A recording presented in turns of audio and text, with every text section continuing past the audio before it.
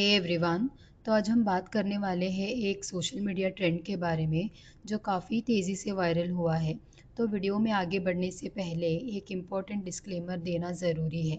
ये वीडियो किसी भी पॉलिटिकल पार्टी को प्रमोट या क्रिटिसाइज़ करने के इंटेंशन से नहीं बनाई गई एंड ना ही मैं कोई पॉलिटिकल पार्टी की सपोर्टर हूँ। मेरा फोकस सिर्फ इतना है कि इंटरनेट पर जो भी ट्रेंड्स या मूवमेंट वायरल होते हैं उन्हें बिना वेरीफाई किए ब्लाइंडली बिलीव करना सही नहीं होता।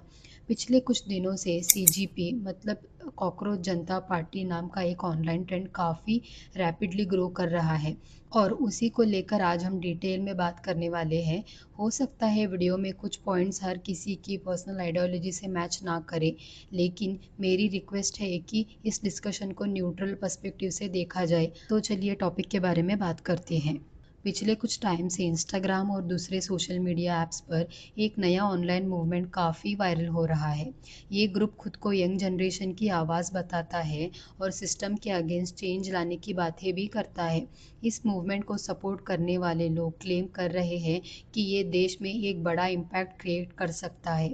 कुछ यूज़र्स ने इसकी कंपैरिजन नेबरिंग कंट्रीज़ के रिसेंट पॉलिटिकल सिचुएशन से भी करना शुरू कर दिया है। मैं बात कर रही हूँ सीजेपी नाम के उस डिजिटल कैंपेन की जिसने बहुत कम टाइम में इंटरनेट पर मैसिव अटेंशन गेन कर लिया है। और जिन लोगों को इसका बैकग्राउंड नहीं पता उनके लिए आज हम पूरा कॉन्टेक्स्ट में समझाने वाले हैं एंड साथ में ये भी डिस्कस करेंगे कि क्यों कई लोग इस मूवमेंट को सिर्फ एक्टिविटीज़म नहीं बल्कि एजेंडा ड्रिवन कैंपेन भी कह रहे हैं। तो इस ट्रेंड की शुरुआत एक कंट्रोवर्शियल स्टेटमेंट के बाद हुई जो सोशल मीडिया पर बहुत तेज़ी से वायरल हो गई। एक रिमार्क में अनएम्प्लॉयड यूथ को इनडायरेक्टली कॉकरोच जैसे एनोलॉजी से कंपेयर किया गया था और बस वही क्लिप इंटरनेट पर इंस्टेंटली स्प्रेड हो गई। उसके बाद मीम्स, एडिट्स, रील्स और रिएक्शंस पोस्ट की वेव आ गई। धीरे धीरे लोगों ने उस स्टेटमेंट को एक सिंबॉलिक आइडेंटिटी बना दिया, स्पेशली जेन जी। फ्रस्ट्रेशन और अनएम्प्लॉयमेंट डिस्कशन के अराउंड स्टार्टिंग में ये सब एक सार्केस्टिक इंटरनेट जोक की तरह लग रहा था, लेकिन टाइम के साथ ये एक स्ट्रक्चर्ड ऑनलाइन मूवमेंट की फॉर्म में लेने लगा। सबसे ज़्यादा लोगों को जिस चीज़ ने सरप्राइज़ किया वो था इस मूवमेंट का रैपिड ग्रोथ। बहुत कम टाइम के अंदर ही इसके फॉलोअर्स मिलियन में पहुंच गए। सिर्फ कुछ दिनों में ही लाखों यूजर्स ने कैंपेन से कनेक्ट हो गए और धीरे धीरे इसका रीच और भी मैसिव होता चला गया। इतनी अनयूजुअली स्पीड से पॉपुलैरिटी बढ़ने के बाद नेचुरली इंटरनेट पर डाउट्स भी रेज होने लगे।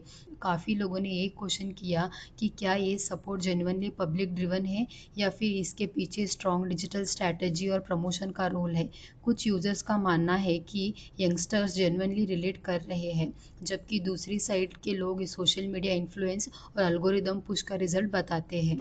अब अगर इस ऑनलाइन मूवमेंट के क्रिएटर की बात करें तो रिपोर्ट्स में अभिजीत दीपके का नाम सामने आता है और इंटरेस्टिंग पार्ट ये है कि उनका बैकग्राउंड कम्युनिकेशन और पॉलिटिकल मीडिया स्ट्रैटेजी से कनेक्टेड रहा है। डिफरेंट रिपोर्ट के मुताबिक वो पहले दिल्ली एडमिनिस्ट्रेशन और एक वेल नोन पॉलिटिकल सेटअप के कम्युनिकेशन सेक्टर में काम कर चुके हैं। बस इसी पॉइंट के बाद कंट्रोवर्सी और ज़्यादा इंटेंस हो गई। ज़्यादातर लोगों का इशू ये नहीं है कि कोई किस पॉलिटिकल आइडियोलॉजी को सपोर्ट करता है। डेमोक्रेसी में हर इंडिविजुअल को अपनी ओपिनियन रखने का पूरा हक है। डिबेट तब शुरू होती है जब कोई कैंपेन या मूवमेंट खुद को न्यूट्रल प्रेजेंट करे, लेकिन उसका फोकस बार बार सिर्फ एक ही साइड को क्रिटिसाइज करने पर हो। क्रिटिक्स का कहना है कि अगर अकाउंटेबिलिटी की बात हो ही रही है तो फिर हर पॉलिटिकल ग्रुप और गवर्नमेंट को सेम स्टैंडर्ड पर क्वेश्चन किया जाना चाहिए। सोशल मीडिया पर ऐसे भी कई पोस्ट देखने को मिले हैं जहां स्पेसिफिकली एक पर्टिकुलर पॉलिटिकल पार्टी को अनफॉलो करने की अपील्स की जा रही थी। इसी बात ने और ज़्यादा डिस्कशन क्रिएट कर दिया। लोग ये पूछने लगे कि अगर एम सिर्फ सिस्टम को क्वेश्चन करना ही है तो फिर हर पॉलिटिकल साइड को इक्वली स्क्रूटिनी में क्यों नहीं देखा जा रहा है। कुछ लोग इस मूवमेंट को यंग जनरेशन की रियल फ्रस्ट्रेशन और डिसअपॉइंटमेंट का रिफ्लेक्शन मान रहे हैं। वहीं दूसरी साइड का कहना है कि इमोशनल मैसेजिंग और वायरल कंटेंट के थ्रू एक स्पेसिफिक नैरेटिव बिल्ड किया जा रहा है।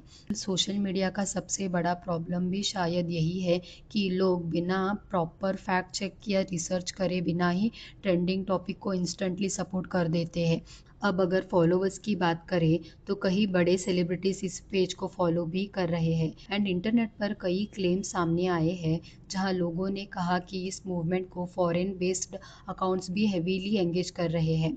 सोशल मीडिया पर कुछ स्क्रीनशॉट और पोस्ट वायरल हुए जहां पाकिस्तानी और बांग्लादेशी प्रोफाइल्स का मेंशन किया गया। हाँ, ये भी सच है कि ऑनलाइन दुनिया में फेक स्क्रीनशॉट और मैनिपुलेटेड डाटा बहुत कॉमन है, इसीलिए हर चीज़ को बिना वेरीफाई किए बिलीव करना सही नहीं होता।